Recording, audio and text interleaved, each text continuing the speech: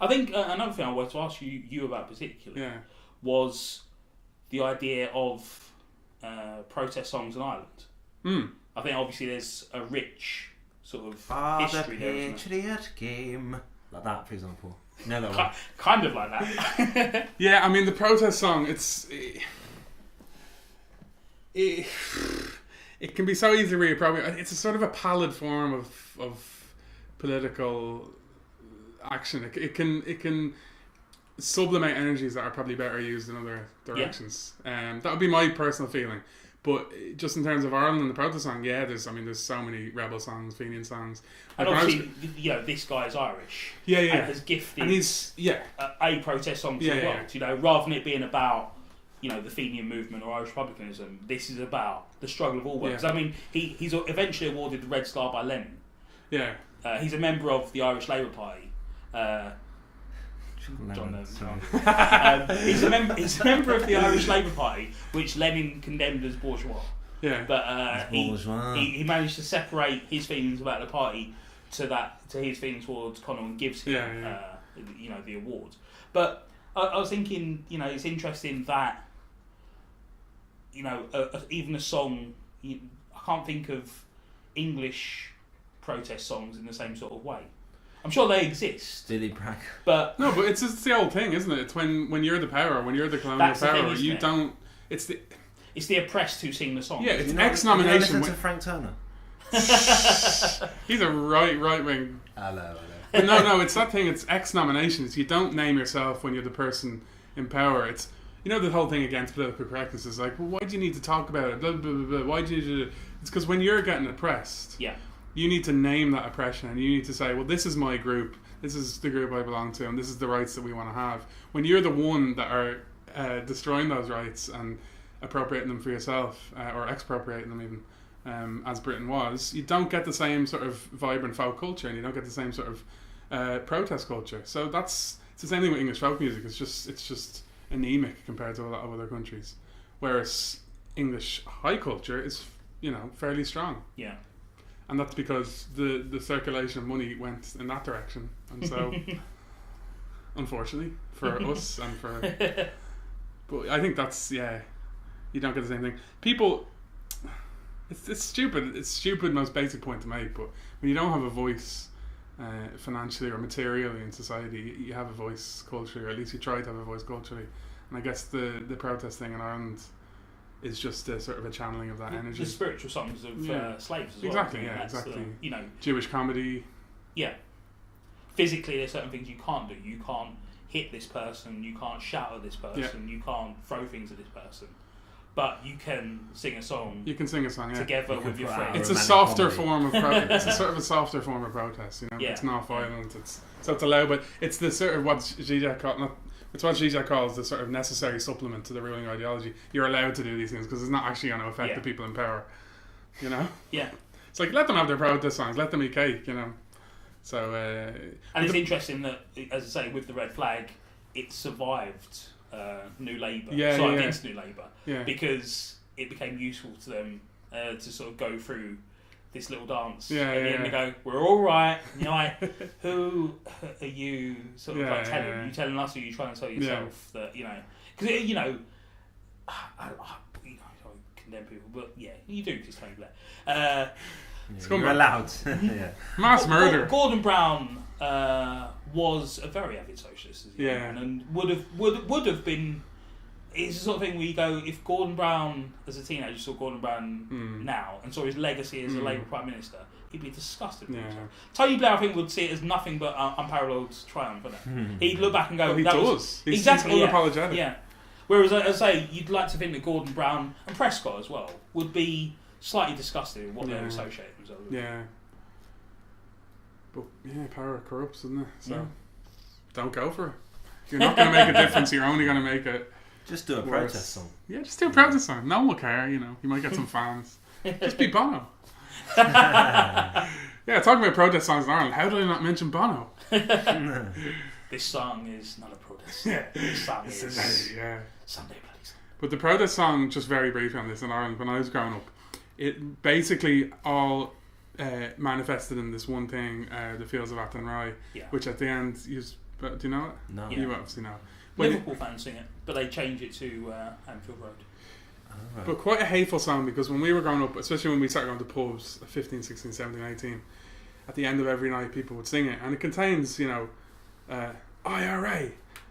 You're basically endorsing the IRA, and it's okay, yeah. It becomes that horrible nationalist thing. Which that's the thing. It's a difficult thing to sort of separate. So what was it? LFC. Well, I've never heard the IRA version. So you go, okay, but like, it's not written into the song. No. It's a refrain that people. I was going to say, when you say same IRA, I was like, the song doesn't, but yeah, it has. It's been not the same as the one that was saying. Where once the free bird fly. Yes. Yeah. Oh, baby, it's a very popular football song. Willie Linton on the wing. Yeah. No, Ozzy Byram on the wing. Yeah. Willie Linton banging them in. Da. Sinn Féin, the songs to sing IRA.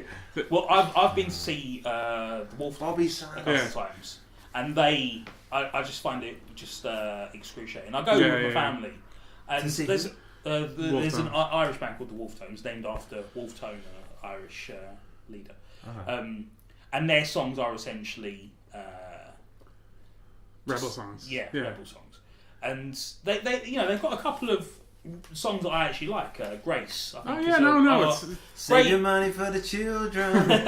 Grace, save your money.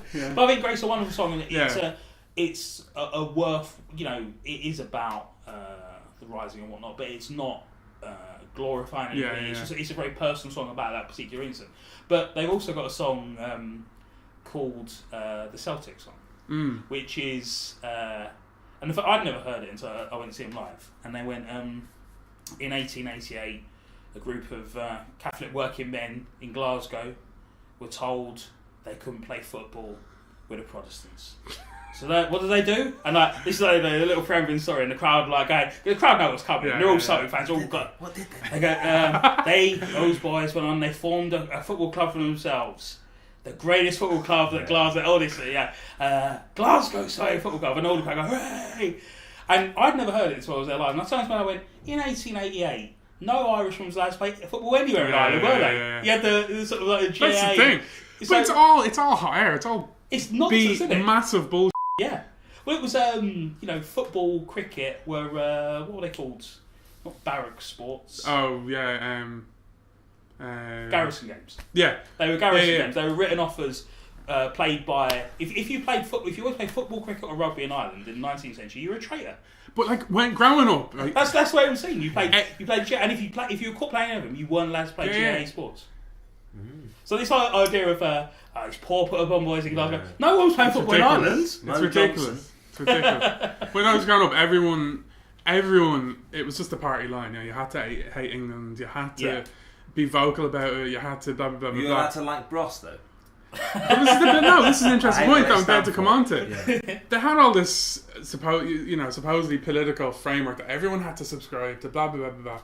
But what did people do with their time? Followed Man United and Liverpool and listened to Oasis. The contradiction didn't seem to be.